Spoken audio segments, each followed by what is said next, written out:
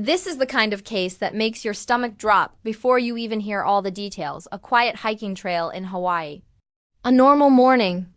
Tourists, nature, fresh air, and then suddenly, screams echoing through the mountains. Help me. He's trying to kill me. What you're about to hear isn't speculation. It's firsthand. Testimony from two witnesses who say they walked straight into what looked like an attempted unfolding in real time. One of them, an ICU nurse, the other, a visiting tourist.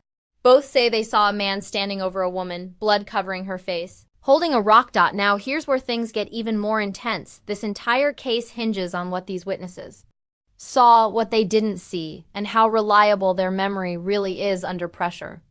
Because in court, it's not just about what happened, it's about what can be proven beyond reasonable doubt. You'll hear moments where the prosecution builds a chilling narrative. And then the defense comes in and starts poking holes, questioning perception, timing, even identification. Did the witnesses really see what they think they saw? Or is there more to this story than meets the eye? Pay close attention, because small details here could mean the difference between conviction and acquittal. And as you watch, ask yourself, if you were there, would you have reacted the same way? 0 o'clock, what do you do for work? I'm an adult ICU nurse. Where is that? At Kababialani Hospital. What do you do for work? I'm an adult ICU nurse. Where is that? At Kababialani Hospital. All right. Jumping right into it, Ms. Morris, I'm going to ask you about an incident from March 24th, 2025, around 10:20 a.m. Do you remember that incident? Yes. Where were you at that date and time? I was at the Pali Outlook about to do the Pali Puka hike with a friend of mine. And who was the friend you were with? Her name is Sarah. And what trail were you guys hiking? The Pali Puka trail. Can you describe the Pali Puka trail? Yeah, it's pretty steep when you start. It's pretty wooded. You kind of get up to a clearing that has a ridge that kind of drops off. And if you keep going up, there's a little hole in the rock. It's the hole of the Puka? Yes. Had you ever done the hike before March 24th, 2025? Yes, I have. About how many times? Maybe a handful. And you mentioned somebody named Sarah. Who is Sarah? Sarah's one of my friends. Where is she from? She's from Canada. All right. On that date, March 24th, 2025, did you make it all the way up to the Puka? No, we did not. Okay. And then can you tell us a little bit about if there's any hazards to the trail? It can be pretty hazardous. Whenever you get up to the ridge, it's pretty narrow, and it has a sheer drop-off. Okay. Using town and windward side as directions, which side is the drop-off? The windward side. Okay. And what's on the town side? Kind of brushy. I've never tried to get down. It's not hard. All right. And just to be sure, is the Pali Lookout and the Pali Puka Trail both on the island of Oahu? Yes. So what happened when you and Sarah started hiking up the trail? We were a couple minutes in, maybe midway between the start of the trail and kind of where the ridge is at. Right here, the prosecution is doing something very intentional. They're establishing credibility and context. This witness isn't just anyone. She's an ICU nurse, someone trained to handle emergencies and observe injuries. That matters, because juries tend to trust medical professionals when it comes to describing trauma.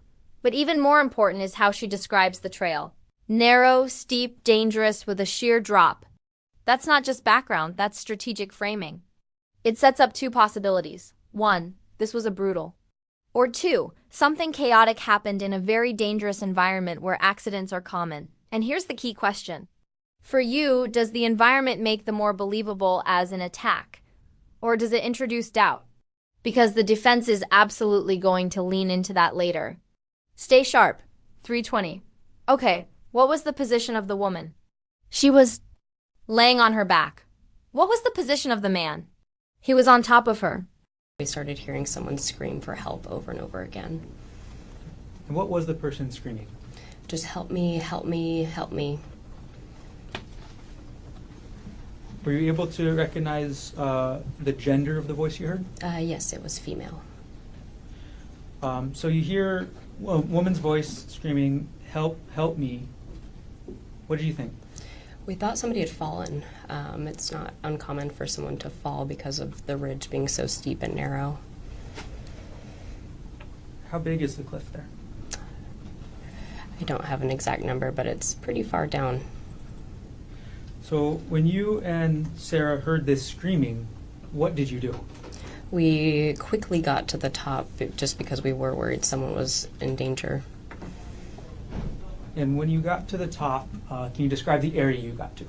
Yeah, whenever we got to the top, we could immediately see kind of over into the valley, and that leads to the left, which is the little trail. And okay, so you get up to the ridge, up to this part of the trail. Do you see anybody up there? Yes, whenever we turned the corner to the left, we saw a man and a woman. Okay. What was the position of the woman? She was laying on her back. What was the position of the man? He was on top of her. Okay, when you first got there, did you see the man doing anything? Yes, he was hitting her with a rock. Can you describe the area of the trail where you saw the woman on her back and the man hitting her with the rock? So whenever you kind of turn the corner from like a little ridge section, there's like a little grassy area where you can kind of overlook into the valley. Okay. When we say overlook, what are we overlooking? Just a steep drop off into the windward side.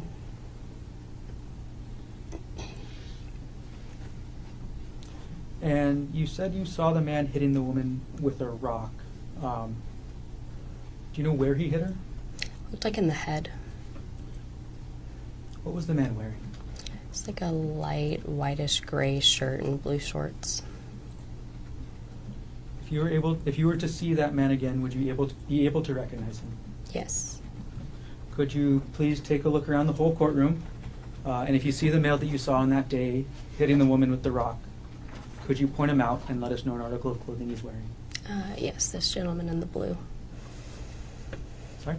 Gentleman in the blue. Okay. Your Honor, let the record reflect the witness has identified the defendant. Record will reflect identification. After he was hitting her with a rock. This is the moment that changes everything. According to this witness, she didn't just hear screams. She saw the defendant actively hitting the victim with a rock. That's direct eyewitness testimony of violence. But here's where it gets legally interesting. Notice how precise the defense gets later. They point out she only saw one strike. That's not a small detail. In court, the difference between repeated and a single observed strike can shape the entire narrative. Also, think about perception. This all happens fast on a narrow ridge under stress. Can we trust what someone sees in a split second during a traumatic moment? Or does adrenaline distort memory?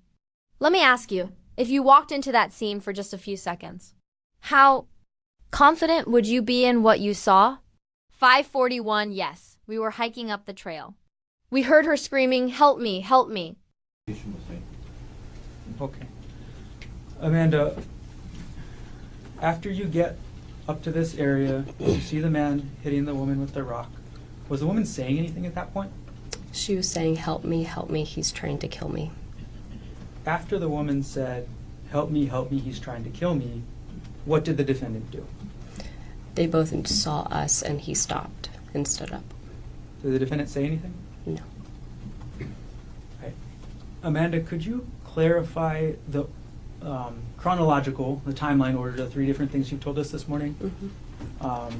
The three different things, hearing the woman say, he's trying to kill me, hearing the woman screaming, help me, and seeing the defendant hit a woman with a rock. Could you put that into order for us? Yes, we were hiking up the trail. We heard her screaming, help me, help me.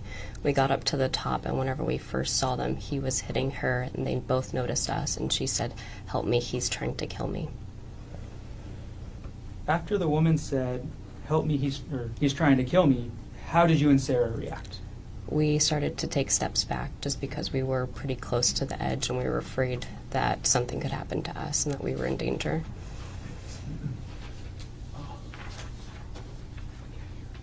Sorry. Ms. Morris, could you maybe drag the microphone a little bit close to your mouth as well? Thank you. Mm-hmm. Okay. And if we could get that answer one more time. So I'll ask the same question. After the woman said, he's trying to kill me, how did you and Sarah react? Sarah and I started to take a couple steps back because we were a little afraid for our own safety since we were kind of close to the edge. Once you two stepped back, or where did you and Sarah step back to? Maybe 5 or so feet back, and we kind of turned a little bit of a corner, and that's when Sarah started to call 911. After we started to take steps back. This reaction is incredibly human and incredibly important.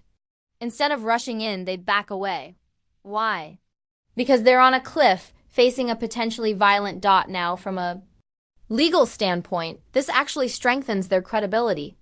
Why? Because they're not portraying themselves as heroes, they're admitting fear. Jurors tend to trust witnesses who behave realistically rather than dramatically. But the defense could spin this too. If they backed away quickly, how long did they really observe the scene? How clear was their view? And here's something to think about. In moments like this, survival instincts kick in. Would you step in to help or prioritize your own safety? There's no easy answer, but in court, every choice gets analyzed. 15:02 seconds. But you only saw him hit her one time, correct? Yes. Once you stepped back and went around the corner, did the woman say anything? She said, "Please don't leave me. He's trying to kill me." Did you and Sarah respond? Yes, we said, "We're not leaving. We're just taking a step back for our own safety. We are calling 911.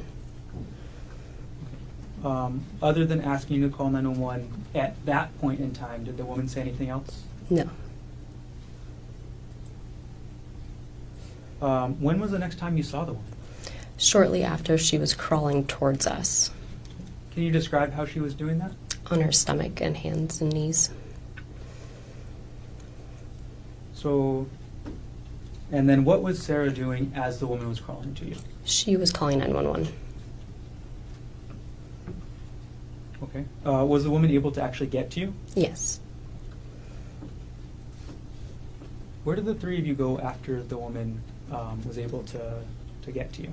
We started going back down the trail. Was she able to walk on her own? No, she was not. Can you describe for everybody how you how the three of you got down the trail? Yeah, I asked her if she could stand, and she was not able to, so she was able to turn over onto her bottom and scoot herself down. Did the defendant follow you? No. Do you know what the defendant did or where he went after you, Sarah, and the defendant went down the trail? No, after we backed up, we couldn't see him anymore. When you got to the bottom, the trailhead, then what did you do? A police officer was there, and he climbed over the wall, met us, asking us if the gentleman was coming down with us and if she was okay.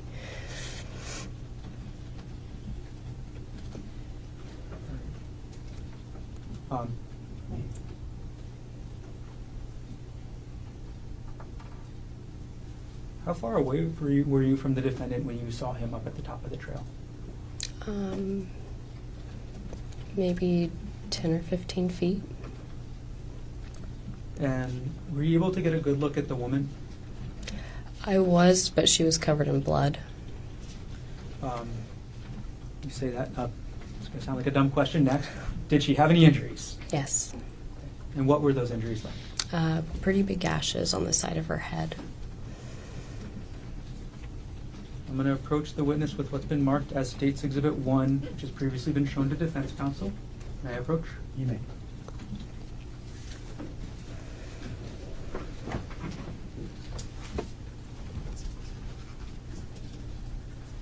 Ms. Morris, without showing the jury yet, do you recognize what I've just handed you? Yes. What is this? That is the injuries that we saw on the woman coming down from the mountain. Does this photo fairly and accurately depict the woman's injuries as you observed them on March 24th, 2025? Yes. At this point, the state moves to enter Exhibit 1 into evidence. Okay. No objection. Would have been marked for identification as State's Exhibit 1 is received into evidence. Does the state have permission to publish? Granted.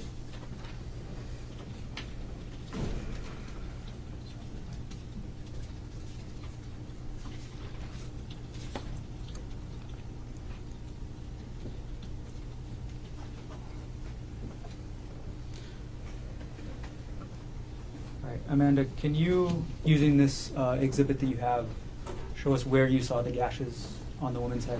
Yes, they're on the side right here. I'm sorry, if you could answer it into the microphone. Oh, I'm so sorry. They're on the side of her head right here. You can see them. Ms. Morris, whenever you step down, there is actually a pointer on the rail right behind the television. That might help. It's right up here. Oh, this one. Yes. These gashes. Thanks for pointing that out. Miss Morris, do you know this woman's name? Yes. Who's the woman shown here in Exhibit 1? Ariel. Ariel. Mm-hmm. Thank you. I have no further questions.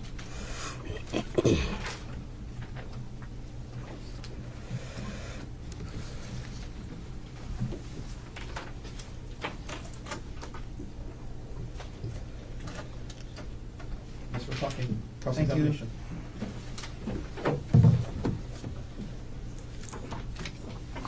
Good morning, Miss Morris. Good morning. I'm going to ask you to keep your voice up. Okay. It's a little hard to hear. Speaking to the mic. My name is Thomas Otaki. I'm the attorney for Dr. Koenig. I just have a few follow-up questions for you. You mentioned that you've done this hike a handful of times before this March 24th date. Is that correct? Yes. And so you went on it, I guess, in initial time, and then you felt, you liked it, and then you went back and did it a couple other times, correct? Yes. Okay. So it wasn't the type of hike where, you went on it once and was like, oh, it's too dangerous, I'm never going to go again. You went back, and you were back again on this March 24th hike, yes? Yes. Okay. Now, because you've gone on this hike multiple times, you're familiar with the parking lot area, yes? Yes. And the hike trail shares a parking lot with the parking lot for the Pali Lookout, correct? Yes. And in your experience, that parking lot is often filled with tourist cars, rental cars, and people, correct? Yes. Okay. Can you always find parking? Yes. Okay, but there's often tourists going to the Lookout and tour buses that share the same parking lot as the trailhead, correct? Yes. All right. Now, when you arrived there on the date of the incident, it was mid-morning, maybe a little after 10 a.m., is that right? Yes. You mentioned starting off on the trail and then hearing some yelling, correct? Yes. And at that time, you were about 5 minutes into the hike, correct? Yes. Okay. So 5 minutes in walking from this parking lot that has the tour buses, the people, and rental cars, correct? Yes.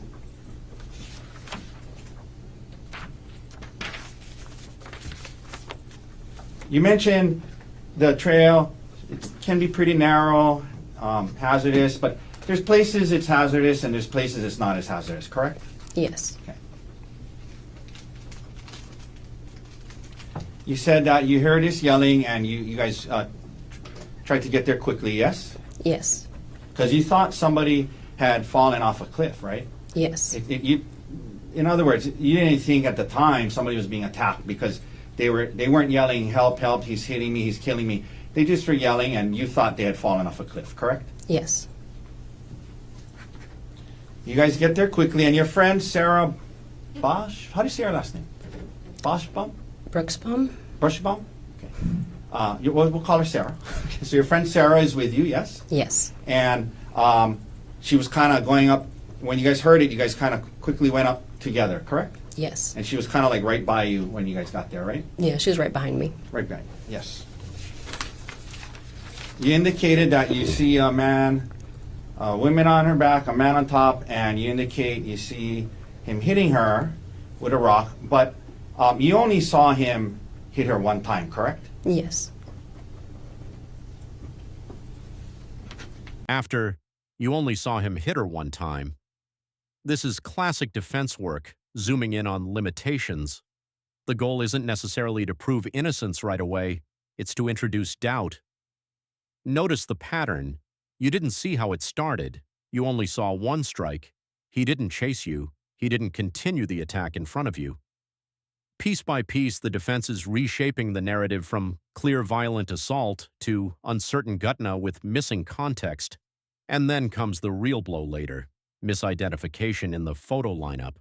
That's huge, because once a jury starts questioning whether a witness correctly identified the suspect, everything else they say becomes less certain. So here's the big question. Does this feel like a strong, reliable eyewitness account, or one that's starting to crack under pressure? 47 seconds. You initially picked the wrong person out of the photo lineup initially? Yes. Back away. Was it you or Sarah who called 911? Sarah, right? Sarah. And then the female that you've come to know is Ariel. She starts crawling down to you guys, correct? Yes. And even as you backed away, she was talking or yelling out to you guys, don't leave, right? Yes. Okay. And he was, at the time, at least when you had backed away, Gerhard was still there, yes? He was out of At the eyesight. time you saw the, Yes. before you backed away, correct? Mm-hmm. And then right after that, you heard her yelling, wait, or like, don't leave, or something like that, correct? Yes. And Gerhard doesn't say anything to you guys, correct? Correct. And he doesn't, from what you saw, he doesn't come down and try to stop Miss Koenig from crawling away, did he? No. He let her crawl down to where you guys were, yes? Yes. Okay. And he didn't get aggressive with you guys at all, or yell at you, anything like, get the F out of here. He didn't communicate with you at all, correct? Correct.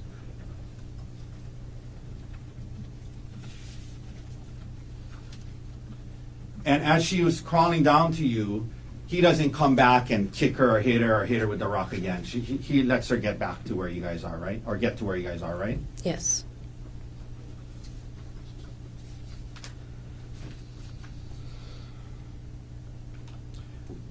You're in ICU, nurse, is that right? Yes. Okay. During the time period you were assisting Miss Koenig, she did not lose consciousness, correct? Correct. She was awake and alive and scooting to you, yelling out to you guys, correct? Yes.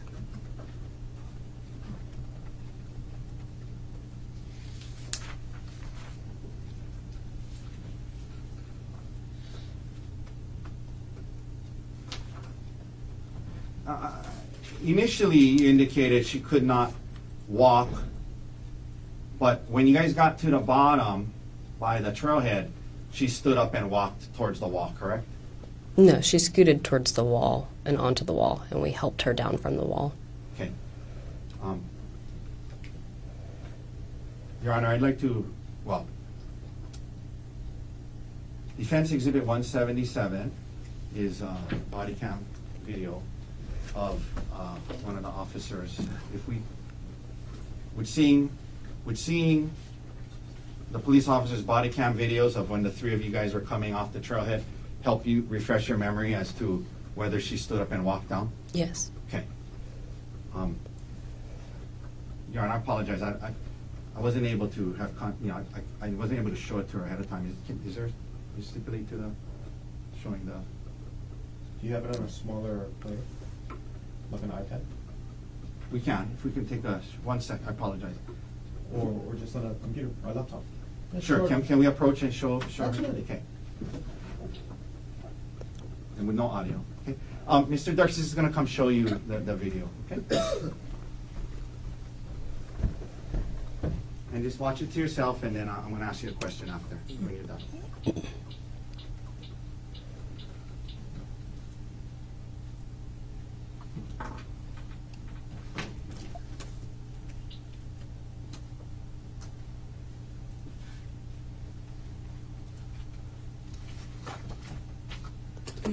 Okay, has your memory been refreshed? Yes, thank you. So when and I know it's been a while, so when you guys got towards the bottom, she did stand up and walk towards the wall before she got down, correct? Yes. All right. And ma'am, you never saw any vials or syringes, correct? No. Well, I asked that the wrong way. Did you see any vials or syringes? No, I did not. And ma'am, you did not see how the incident started, correct? Correct. You did not see who started it, correct? Correct. You did not see the whole incident, correct? Yes. All right. Thank you for your time, Ms. Morris. Have a good day. Any redirect? Yes, please.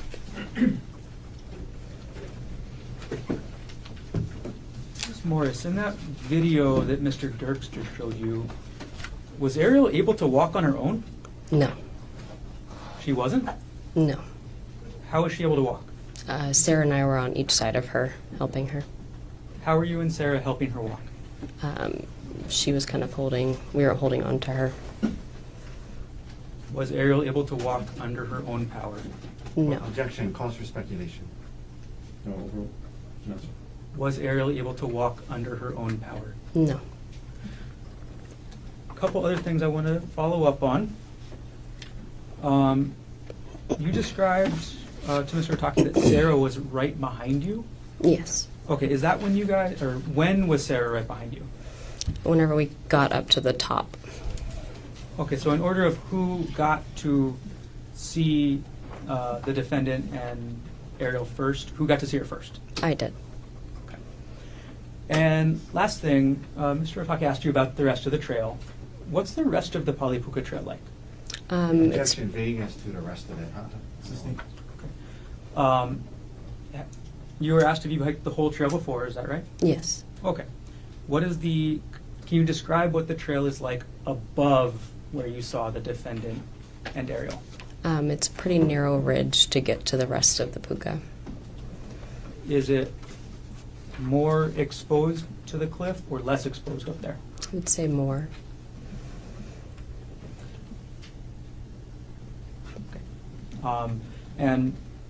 Is it more dangerous or less dangerous the closer you get to the puka? More dangerous. Thank you. Very briefly, Your Honor. Okay. Okay, ma'am, you were asked about her walking. There was a time when you got to the bottom, you saw the video where she stood up and the two of you was side by side, and she was walking on her own legs as you guys are on the side of her, right?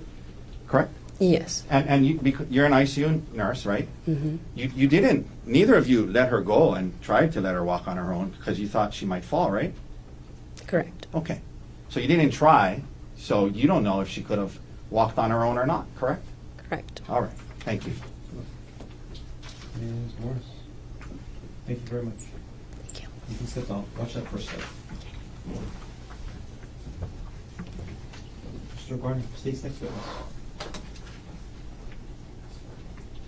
The state calls Sarah Bucksbaum to present. If I could have just a moment. Of course.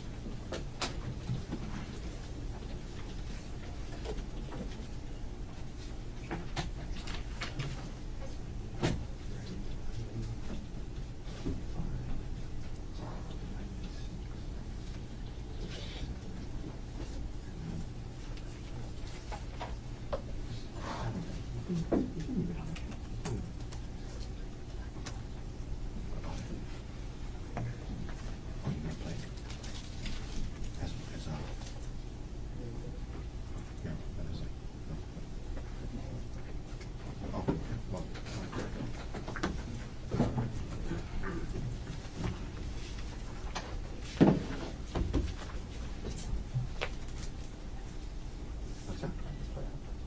Do you? Okay. This is the next one.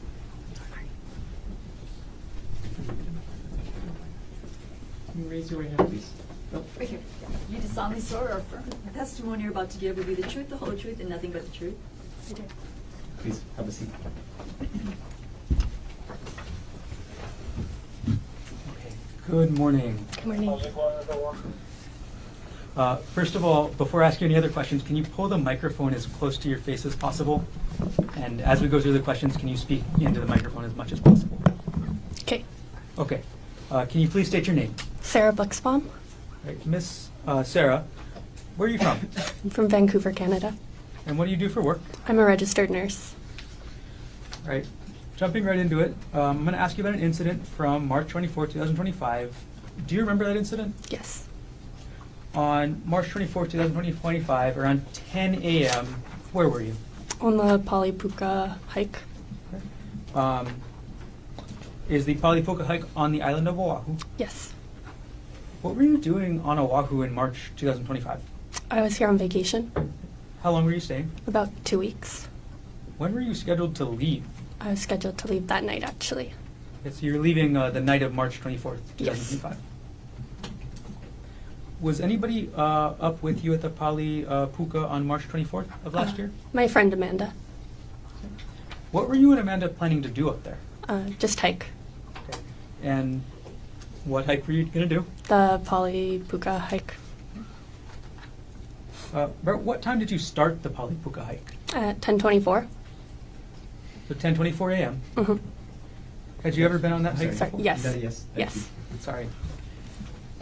Had you ever been on that hike before? Yes. How far into the hike did you get that day? Approximately like 4 or 5 minutes in. Can you describe the beginning section of the trail?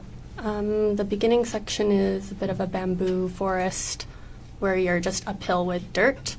And then once you're about 4-ish minutes in, you get to the clearing of the ridgeline. Got it. And what happened as you and Amanda were hiking up the trail? We started hearing a woman screaming for help. You said it was a woman screaming? Yeah, it was a woman desperately screaming for help. What was she screaming? Help, help, help. When you heard the woman screaming, help, help, help, what did you think? We initially thought it was someone falling off the edge of the cliff, so we started running in the direction of the screaming. And once you heard the woman screaming, help, help, help, where did you go on the trail? Initially, we were still in that beginning part, so we went up, and then we hit the ridgeline, and then we went a little bit along the ridgeline and came across like a corner, and then that's when we saw the defendant. Okay. So can you describe, first of all, what you saw when you turned that corner on the ridgeline? We saw a man, which was unexpected because we had been hearing a woman screaming, and stopped. What position was the man in? He was facing the ridge, sort of standing but crouched a bit. Did you see anybody else there initially? Initially, I didn't. Okay. Did you see anybody else there eventually? Yes, Who else did you see? I saw Ariel. What position was Ariel in? When I saw her, she was on her stomach crawling towards us. Now, how close was the man to the edge? Fairly close. Okay. And what was over the edge of the trail? Nothing. It's just ridge and then drop down. Got it. Okay, so a drop. Yeah, a big drop. Did the man have anything in his hands? He had a rock. If you were to see the man again, would you be able to recognize him? Yes. If he's in the courtroom today, could you point him out and let us know an article of clothing he's wearing?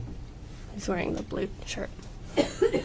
And Your Honor, may the record reflect the witness has identified the defendant. Record will reflect identification was made.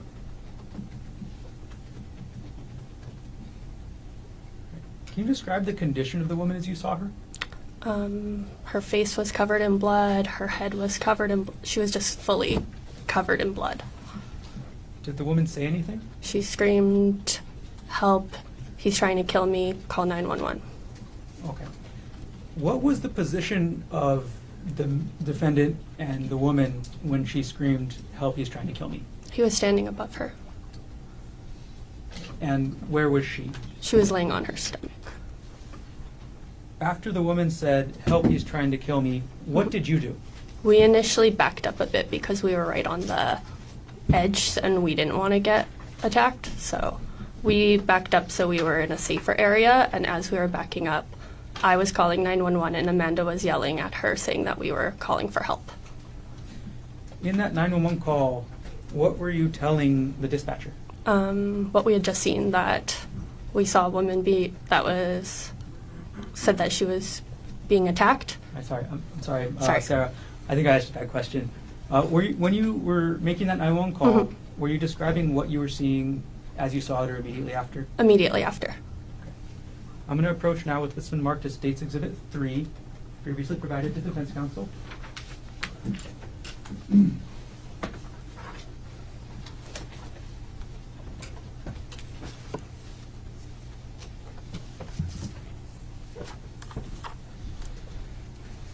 Okay, Sarah, I've handed you what's been marked as State's Exhibit number 3. Do you recognize what I've handed you? Yes. What is this? This is a recording of the 911 call. Did you review what's on this disc? Yes. What is on the disc? I'm sorry, you've already answered that. Is the recording of the 911 call on that disc a true and accurate recording of what you described to the 911 operator on March 24th, 2025? Yes. After you reviewed the disc, what did you do with it? I signed it, and then they put it back, and then they took it away. Okay. Is that the same disc you reviewed? Yes. That your signature on the disc? Yes. Okay. At this point, the state will move Exhibit 3 into evidence. Mr. Otake. No objection. What is marked for identification as State's Exhibit 3 is received into evidence. Okay, and Sarah, if you can bear with me for a moment, I'm going to publish State's Exhibit 3.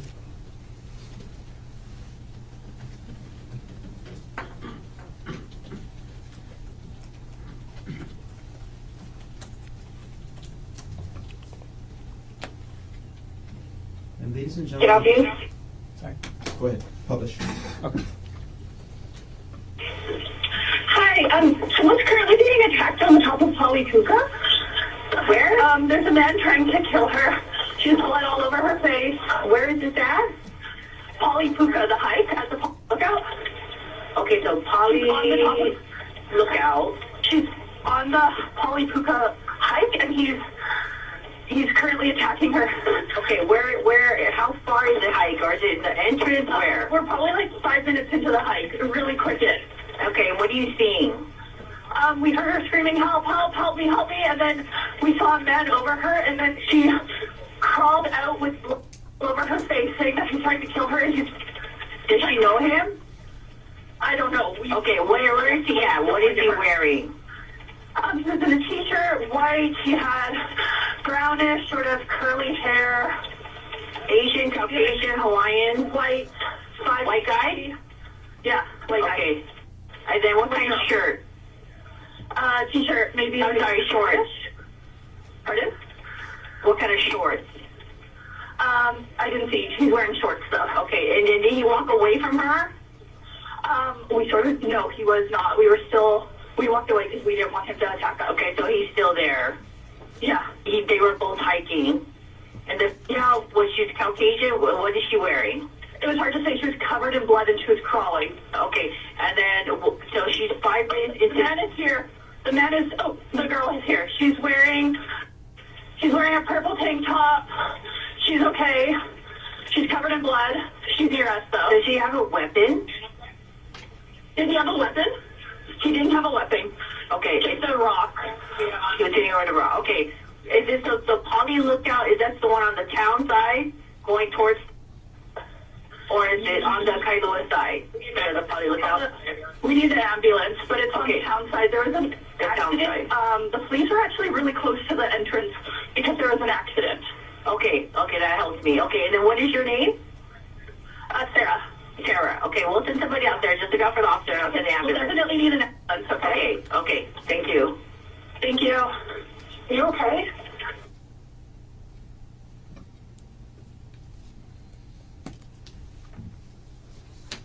Okay. After you made that 911 call, Sarah, what did you and Amanda do next? We hiked down with Ariel. Can you describe for us what it was like hiking down that trail with Ariel? She wasn't able to walk, so she scooted down on her bum. Initially, she was behind us. At one point, she asked if she could just be in the middle because she wasn't sure if he was going to come back and attack her. So Amanda was in the front, Ariel was in the middle, I was at the end, and I was just looking around to see if he was going to come back or not. Were you able to successfully get down to the bottom of the trail? Yes. Did the defendant follow you at all? No.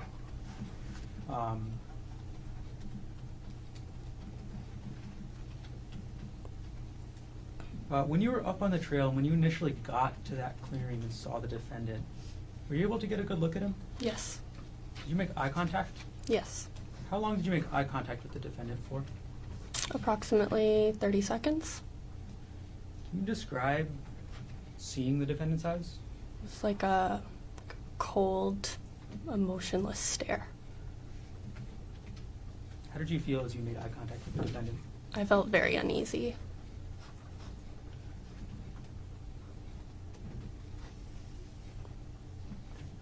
Thank you very much. Thanks. No further questions.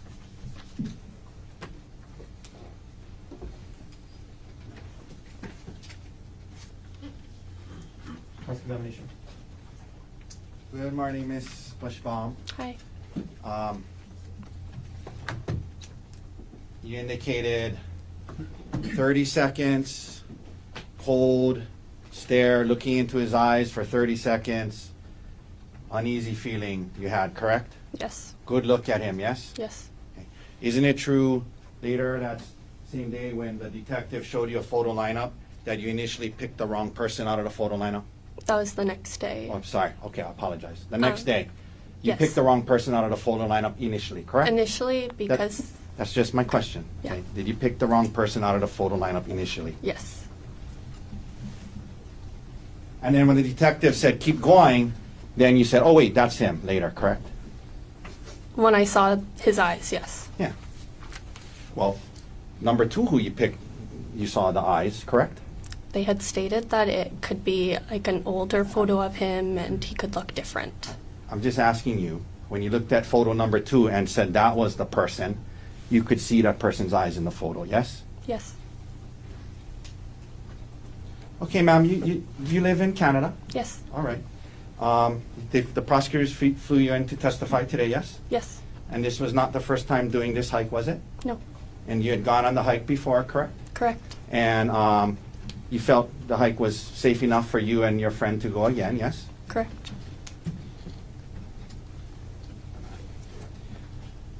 I wanted to just ask you, you just more out of curiosity, you indicated you started the hike at 10:24? Correct. That's pretty specific. Did you have like a... Amanda had started exercise on her Okay. watch. Okay, got Yeah. it. So that's helpful. So, Yeah. and you guys went back and looked at the watch when it was started, Yes. and it showed 10:24. Yes. Okay, that's very helpful. So, you guys started the hike at 10:24 a.m. on March 24th, correct? Correct. All right. 10:24 a.m. The parking lot shares a parking lot with Pali Puka, yes? Correct.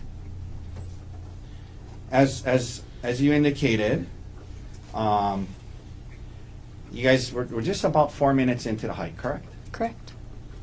And in fact, on the 911 call, we can hear you saying, "Oh, we're really quick in, just about 5 minutes in." Yes. Correct. So when you heard this, you were just about 4 to 5. This case ultimately comes down to one thing: credibility versus doubt. On one side, you have two witnesses describing a horrifying scene: a Gale woman covered in blood begging for help, and a man holding a rock. Their testimony is emotional, consistent in key areas, and supported by a real-time 911 call. On the other side, the defense highlights critical gaps. Neither witness saw how the incident started, one only saw a single strike, and one even misidentified the suspect initially. Those aren't small issues. They're the kind that can introduce reasonable doubt in a courtroom. So what does a jury do with that? Do they focus on the urgency and consistency of the victim's cries, "He's trying to kill me," or do they focus on the imperfections in human memory under stress? This is exactly why cases like this are so difficult and so fascinating. Because truth in the courtroom isn't just about what happened, it's about what can be proven. Now I want to hear from you. Based on what you've seen so far, do you think the witnesses are reliable, or is there too much doubt? Drop your thoughts in the comments below, and if you found this case as shocking as we did, make sure to hit that like button, share your thoughts, and don't forget to subscribe for more jaw-dropping courtroom breakdowns. 5 minutes in from the busy parking lot where the tourists park to go to Pali Puka, correct? Correct.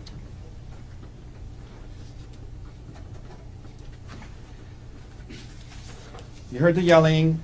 You ran towards it quickly, and when you show up, you said your friend was in front of you, Correct. but you were right behind her, yes? Yes. Okay.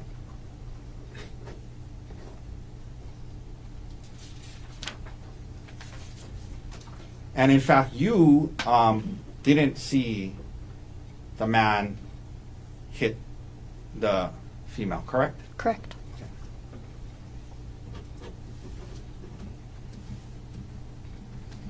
Back away, and you called 911, yes? Correct. That was your voice on it? Correct. Okay.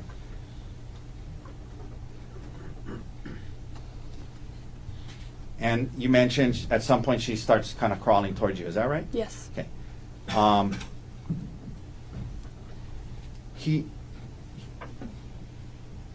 When you guys backed away and she was crawling towards you, the man that you saw, he didn't continue to, he didn't run after or attack the lady at that point, correct? No. Correct. And he wasn't aggressive towards you in any way? Correct. And from when you were interacting with the female, she did not lose consciousness, correct? Correct.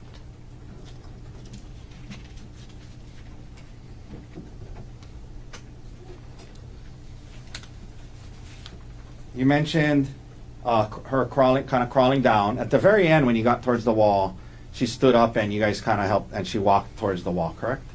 Yeah, there was myself, Amanda, and I believe an officer that were trying to help get her down the wall. Yeah. And well, before you got to the wall, she stood up and walked towards the wall, yes? With us supporting her. Right. Right? Yes. Okay.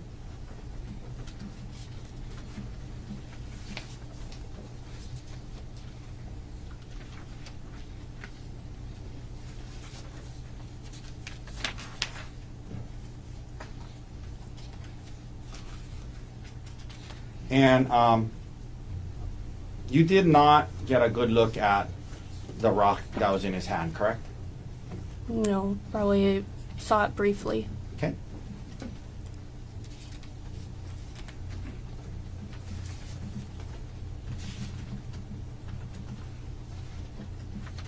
And I'm sorry, I should ask you something. How do you pronounce your last name? Is it Buxbaum. Buxbaum? Buxbaum? Buxbaum, yeah. Miss Buxbaum, you did not see how the incident started, correct? Correct. And you did not see who started the incident, correct? Correct. Okay. And you did not, by the time you got there, you didn't even see anybody hit anybody, correct? Correct. Okay. And you never saw a vial or a syringe, correct? Correct. Okay, thank you, ma'am. Yeah. Okay. Safe travels. Any redirect? Yes.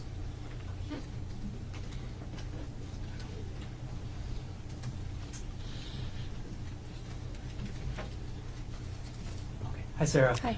You were asked some questions about a photo lineup. Correct. And it sounded like you wanted to say something, but didn't get a chance. So what did you want to say?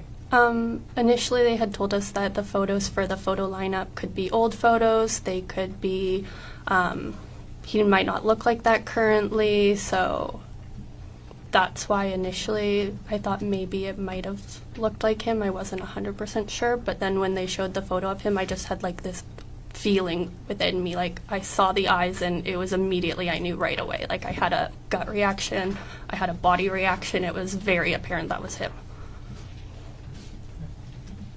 Thank you. No further questions. Thank you. But you did initially pick out a different map, right? Correct. All right, thank you. Any other questions, Mr. Warden? No. Ms. Buckbaum, thank you very much. Thank you. What's that first step? Okay. Approach offer.